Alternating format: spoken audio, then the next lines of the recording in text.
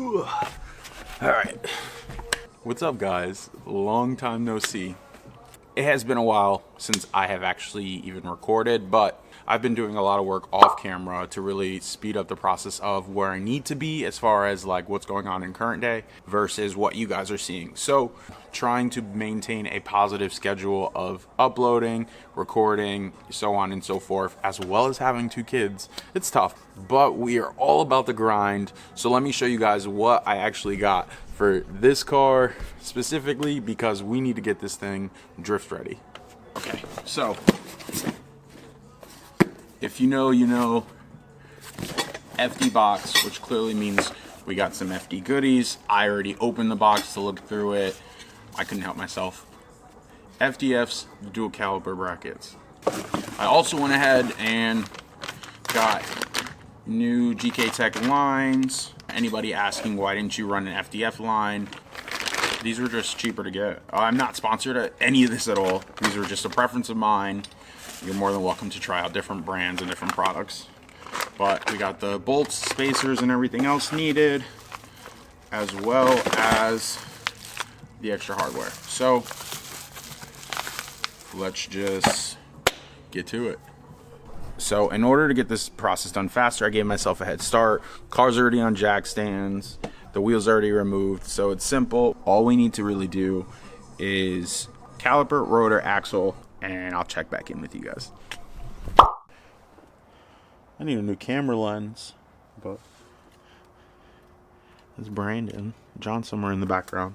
Anywho, I got the rotor off, the calipers off. Now we're gonna unscrew this. We're gonna get this pin out of here, and then the axle nut, which I believe is a 28 or a 32. The next morning.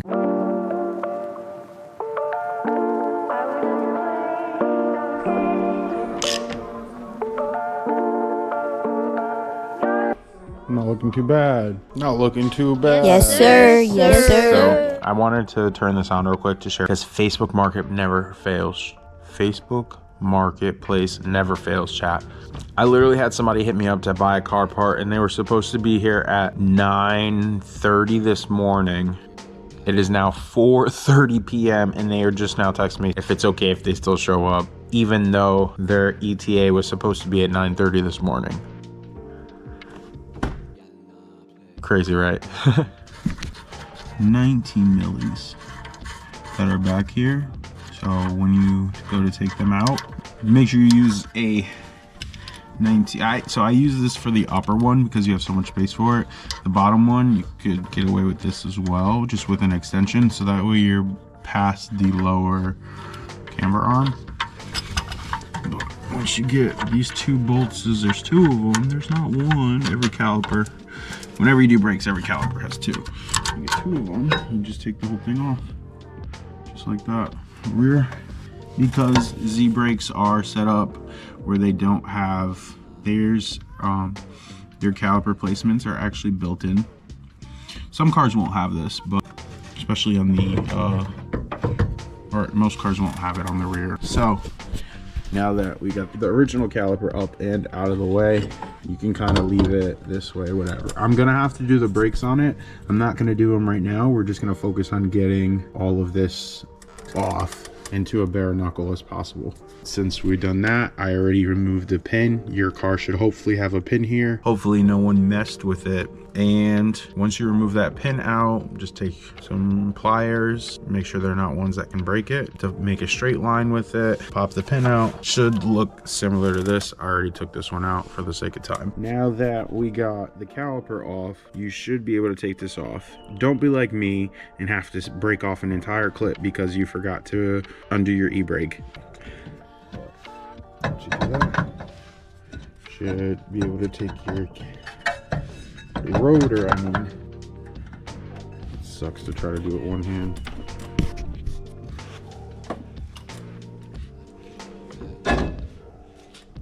Bam. Just like that.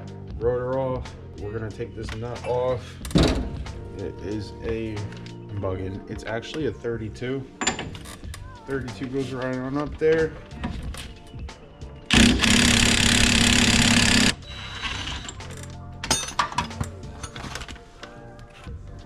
is this right here.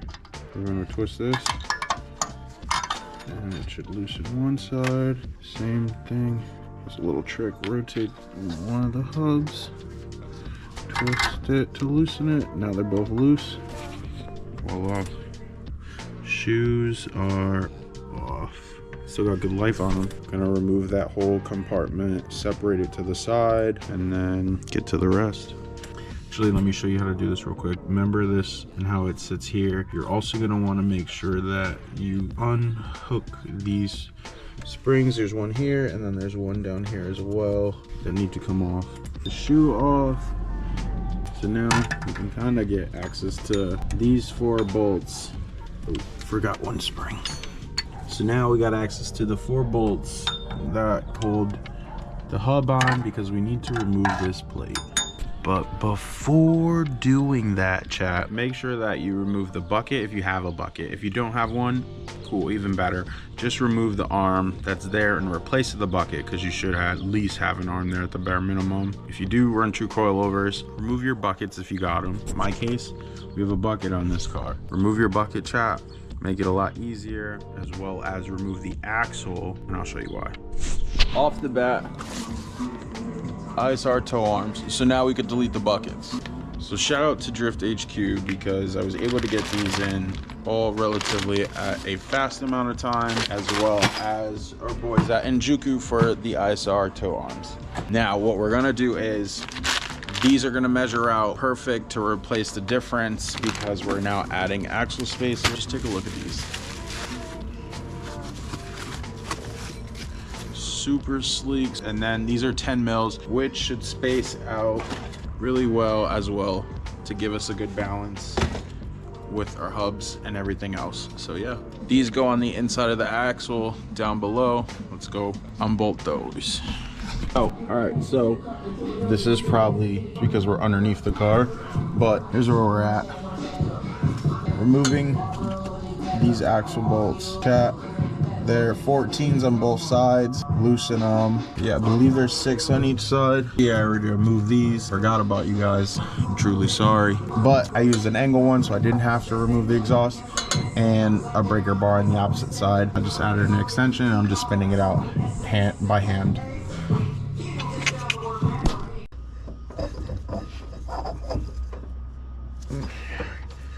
Alright, so obviously the other side of the axle, it's now off. FDF hub, slip it on like that, slide this bad boy back up here, and then bolt it back up. It's as easy as that. Goes in, this goes back up into place. Again, you're just gonna make sure you line all your bolts up as best as possible. So I take 2 personally. Preparation is key, guys. Do this ahead of time. So I'll take another bolt here and just knock it up on the opposite side so the axle sits in place. The only problem is I also didn't check to make sure if it was back in the hub or not. So please, when you're doing this, just make sure your axle's still positioned. And in my case, because I never fully removed the axle nut from the front side, I was able to keep it somewhat in place. So then you take your bolts, pop them back up there, and FDF does a great job. So they're the same 14 mils on both sides, and I will throw in the torque specs here. Yeah, we're fancy these days, but clearly we need a lift. But I'm showing you guys you don't need a lift, but boy, it's convenient. Since I got one bolt already in, it's only good in just to hold it. We're gonna install the other one on the opposite side now. Just make sure you hand tighten them at first thing, and make sure it's truly centered to give yourself more clearance and stuff. But it's not even when I say hand tighten, enough to keep it stabilized. We're just gonna repeat it with the rest of the bolts, and then the other side as well, and we're good. We got the axle out from doing our axle spacers, as well as the hub. So here are the new FDF bolts, where you're gonna take this hub and put it back into position after we line up our new bracket. This will line up in here like this, sectioned out for our dual caliper. Now we need to take our tray and cut our measurements out so that way we can cut the dust shield appropriately for the dual caliper.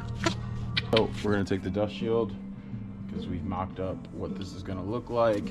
What we're gonna do is line it up appropriately, chat, so we can get an idea on where it'll sit. So that way I know where to cut when it comes to doing the other side for this dual caliper. Go get a marker, mark it up, and then get to cutting. A few moments later. So last time you seen me, I was underneath the car or probably getting some of this work done. I went to go remove the axles and remove the toe arms, which I did because we're installing some new ISR toe arms for this bucket delete. Obviously the difference in weight, as you can see, what we're doing, or what I was doing right now was measuring, chat, the distance, because I'm going to keep it at stock length for now, just so I can get my alignment and all the other stuff done, and then I'll get it dialed in after. So we're taking this, we're gonna swap it back into here, and then bolt this entire side back up together so we can finish up this dual setup, because it has been days, it has been a long time, and I am just ready to get this car running and driving again. Welcome back, gang. We got one arm mounted already in and installed, and we got one set of spacers already installed. I just have to finish the brake pads on this side of the dual calipers and then tighten the axle back up and then bolt all this stuff back up. We should be good for bleeding relatively soon. I just gotta tackle the passengers or the driver's side. Your boy stripped a bolt here. I've been working hard trying to get this thing out.